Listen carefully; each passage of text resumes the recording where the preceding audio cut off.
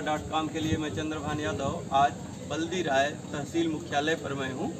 सुल्तानपुर लोकसभा क्षेत्र के इसौली विधानसभा क्षेत्र में ये इलाका पड़ता है। हमारे पास तहसील मुख्यालय पर सुल्तानपुर लोकसभा क्षेत्र के अंतर्गत आने वाले कई अधिवक्ता भी हैं, वादकारी भी हैं। आप लोगों से हम जानेंगे कि आखिर सुल्तानपुर लोकसभा क्षेत्र का चुनाव किस दिशा में चल रहा है, यहाँ के मतदाता क्या सोचते हैं, कौन कौन सी प्रमुख समस्याएं हैं।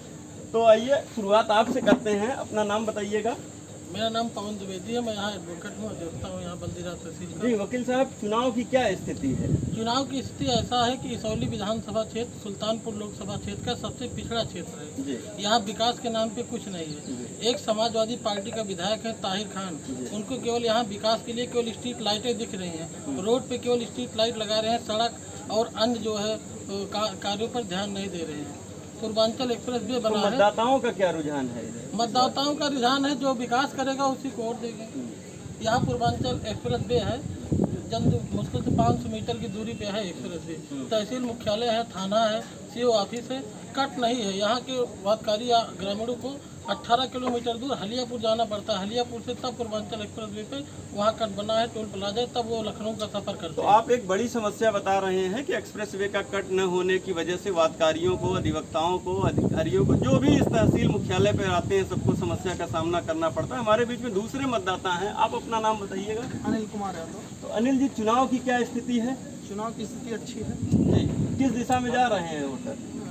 वोटर जो विकास करेगा उसी वोट देंगे। जी। देखते हुए तो विकास के कौन कौन से मुद्दे इस समय यहाँ चल रहे हैं? विकास के मुद्दे ये हैं, जैसे रोजगार चाहिए बच्चों को। जी। यहाँ पेपर लीक हो जाता है, जी। सबसे बड़ी समस्या ये है। आरओ का पेपर लीक हुआ, पुलिस का पेपर लीक हुआ, अदर जितना पेपर होता है सारा पेपर कहीं ना कहीं इसमें आला अधिकारियों का हाथ है।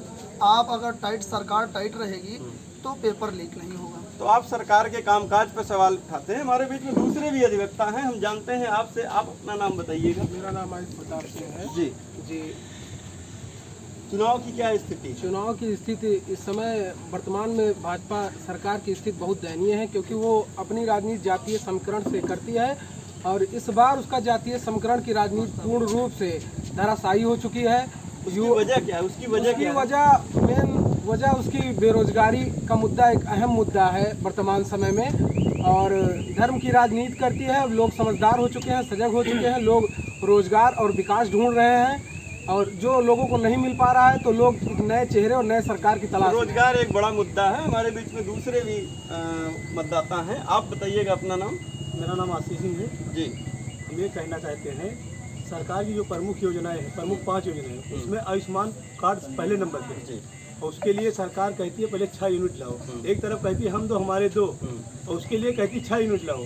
उसमें बहुत सारे गरीब छूट जाते हैं, उसका लाभ नहीं पाते। तो इसके लिए हम कहते हैं कि उसका पात्रता देखनी चाहिए, यूनिट नहीं देखनी चाहिए। तो आप यहाँ आयुष्मान पर भी सवाल उठा रहे हैं। हमारे बीच में दूसरे भी अधिवक्ता हैं, आप बताइएगा अपना नाम। प्रदीप पांडे।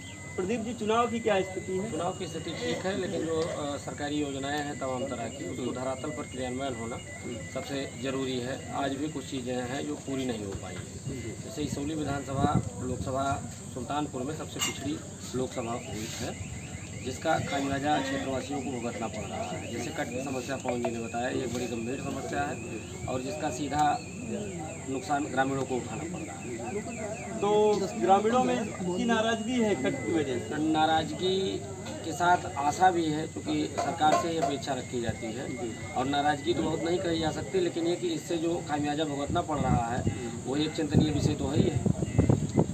तो हमारे में दूसरे भी साथी हैं, आप बताइएगा अपना नाम। मेरा नाम एडवोकेट सर्वोदय सिंह है। जी। जहाँ तक वर्तमान में अगर राजनीति की बात है तो हमारा पूरा भारत जो है विश्व पटल पे एक ग्रोथ तो कर रहा है, इसमें कोई दो राय नहीं है। हम बड़े गर्व के साथ कह सकते हैं कि हमारे भारत में भारतीय जनता पार्टी की सरकार है और राष्ट्रवादी सरकार है, इसमें हमें कोई संदेह नहीं। किंतु कहीं ना कहीं अगर धरातल पे देखा जाए तो जनता त्रस्त है, जिसको हम नकार नहीं सकते कि जनता त्रस्त नहीं है। उसमें हमारे अधिकारी भी हैं, चाहे रेवेन्यू डिपार्टमेंट में देख लीजिए, वहाँ भी कहीं ना कहीं जनता नकार रही है इनको। इनके क्रियाएं ऐसी हो गई हैं कि उनसे जनता पीड़ित है। और तानाशाही जो है, तानाशाही आज के समय कुछ दिन पहले देखा जाए तो वर्तमान में जो पुलिस की व्यवस्था है वो पहले की व्यवस्था जैसे है कि चुनाव किस दिशा में जा रहा है इस क्षेत्र चुनाव का? इस समय जो है बहुत ही लाइक कांटे की टक्कर की लड़ाई हो गई है हमारे इस लोकसभा में। और जहां तक देखा जाए तो संघर्ष तो भारी है, लेकिन विजय भाजपा की है। मैं एक चीज़ और कहना चाहते हैं। एक हमारे मतदाता साथी हैं, बताइए कुछ और आप बोलना। जी, ये हमारी तहसील है। जी। तहसील मुख्यालय पे पूरे तहसील के अंदर एक भी अग्निशमन दल फायर ब्रिगेड की कहीं स्थापना नहीं है, जिससे अब की गर्मी में बहुत सारे गेहूं जल गए। मौके से गाड़ियां नहीं पहुंची, गाड़ियों में लेट पहुंचने से ढेर सारे नुकसान हुए किसानों के। तो इसके हम चाहते हैं कि सरकार से इसकी स्थापना करे यहाँ पे। तो यहाँ हम देख रहे हैं कि अलग अलग मुद्दे हैं, अलग अलग बातें हैं। तो इस पिछड़े इलाके को अगड़ा बनाने के लिए आप लोगों ने ढेर सारी समस्याएं बताई। फिलहाल देखते हैं सरकार इन समस्याओं का कितना निस्तारण करती है। अभी तक के लिए बस इतना ही। आगे चुनाव के बाद ये तय होगा कि इस क्षेत्र के मतदाताओं ने किस तरफ रुझान किया। आप अपना नाम बताइएगा। जी, यहाँ चुनाव की क्या स्थिति है? मतदाता कौन कौन सी समस्या अभी फेस कर रहे हैं? हमारे देखिए से मुझे समस्या हम लोग तो बात बीजेपी को वोट देंगे, बीजेपी को जिताना चाह रहे हैं एक बार फिर। उसके बाद समस्याएं बहुत कुछ है, और देखिए हमारी बताएंगे। आप बताइएगा अपना नाम। शंकर यादव। शंकर जी, चुनाव की क्या स्थिति है? चुनाव की स्थिति अच्छी है। जो है चुनाव इस समय जो है भाजपा और सपा के बीच चुनाव है। में राम भुआल निषाद जी चुनाव लड़ रहे हैं सपा से, और मेनका गांधी जो मंत्री रही हैं, कैबिनेट में मंत्री है। और राम भुआल भी जो है बाहरी प्रत्याशी हैं, और मेनका गांधी भी बाहरी प्रत्याशी हैं। गोरखपुर से राम भुआल निषाद जी आए हैं। सपा सरकार में वो मंत्री भी रहे हैं, वो 2 बार विधायक भी रहे हैं गोरखपुर से। तो अच्छे नेता वो भी हैं। चुनाव जो है फाइट का चुनाव रहेगा, और जो बेरोजगारी है, महंगाई है, इन सब मुद्दों पे चुनाव होगा। कहीं न कहीं धर्म के मुद्दे पे तो बीजेपी जो है आगे है, बोल है, क्योंकि उन्होंने राम मंदिर का मुद्दा जो है पुरजोर से उठाया था, और राम मंदिर के मुद्दे पे काम किया, मंदिर बनवाया। लेकिन कहीं न कहीं जो युवाओं की समस्याएं, बेरोजगारी हो, महंगाई हो, और अभी पेपर लीक का, चाहे उत्तर प्रदेश पुलिस का जो पेपर लीक का मुद्दा था, वो भी बहुत हुआ। जो है जो बेरोजगार थे वो बड़े परेशानी में झेले। इसलिए कहीं न कहीं बीजेपी जो है रोजगार के मामले में, चाहे वो प्रधानमंत्री आदरणीय नरेंद्र मोदी जी का जो था कि 2 करोड़ रोजगार हम हर वर्ष देंगे, उस मुद्दे पे उन्होंने काम नहीं किया है। ये सच्चाई है। रोजगार एक बड़ा मुद्दा है युवाओं के बीच में। हमारे इसमें और भी मतदाता हैं। आप अपना नाम बताइएगा। तो मनोज जी, चुनाव की क्या स्थिति है? कौन कौन से मुद्दे हावी है इस बार?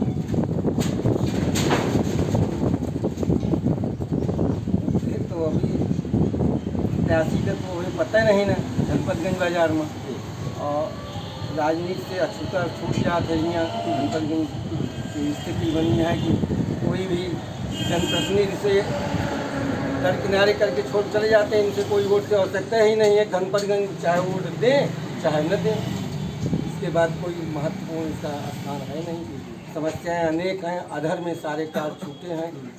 लाइन बन रही थी बिजली की सप्लाई, उसका आधे में कार्ड छोड़ के चले गए। जनपदगंज से नौगवा सड़क बन रही थी, उसका पता ही नहीं चल रहा है ठेकेदार कहाँ चला गया। शिकायत करते रहिए, निस्तारण हो जाती है जनसेवा पर, मुख्यमंत्री पोर्टल पर। स्थिति भयानक। अब सत्ता जनप्रतिनिधियों के प्रति आपकी नाराजगी है। ढेर सारे काम तो ढेर सारे शुरू हुए हैं, लेकिन पूरा नहीं हो पाए हैं। हमारे बीच में दूसरे मतदाता हैं। आप अपना नाम बताइएगा। रणविजय सिंह। रणविजय जी, चुनाव की क्या स्थिति है इस इलाके में?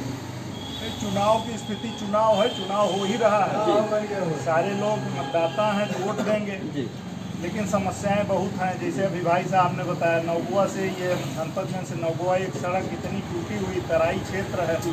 मेनिका जी बराबर इधर से आती जाती हैं, कभी ध्यान नहीं देती। एक ठीक चंदौर ड्रेन बनी हुई है, उसको जो है ठेकेदारों ने लूट के खा लिया। उसका पुल इतना छोटा कर दिया, छोटी सी बाढ़ आएगी पुल ही बह जाएगा। कोई देखने वाला नहीं है। तो भ्रष्टाचार भी इसमें बहुत ज़्यादा हावी है। इसलिए हर जनप्रतिनिधि हो, किसी पक्ष विपक्ष का हो, उसको ये सब चीज़ देखनी चाहिए। जनता के दिमाग में बहुत सारी चीज़ें हैं। जानवरों की समस्या है, पेपर पे सब लिखा जाता है, रोज़ पकड़े जा रहे हैं, कहीं भी चले जाइए रोज़ मिलते हैं। वो चाहे जानबूझकर किए जाते हैं, जैसे भी है, लेकिन सरकार को इन समस्याओं को देखना चाहिए। पशुओं की समस्या हुई। हमारे बीच में कुछ किसान भी हैं। अभी आप कुछ बता रहे थे कि किस तरह की किसानों के सामने किस तरह की समस्या है। अपना नाम बताइएगा। जी, किसानों की समस्या बताइए। किसान की समस्या यह है, खाद सब महंगाई जाती है, काम करे किसान। तो यहाँ हम देख रहे हैं कि अलग अलग मुद्दे हैं, लेकिन किसानों का मुद्दा अहम है, खाद की महंगाई और छुट्टा जानवर जो है फसलों को चौपट कर रहे हैं। फिलहाल देखते हैं कि यहाँ के मतदाता इस बार रसूख को कायम रखते हैं या नया जनप्रतिनिधि चुनते हैं। हमारा नाम मोहम्मद शेख खान है।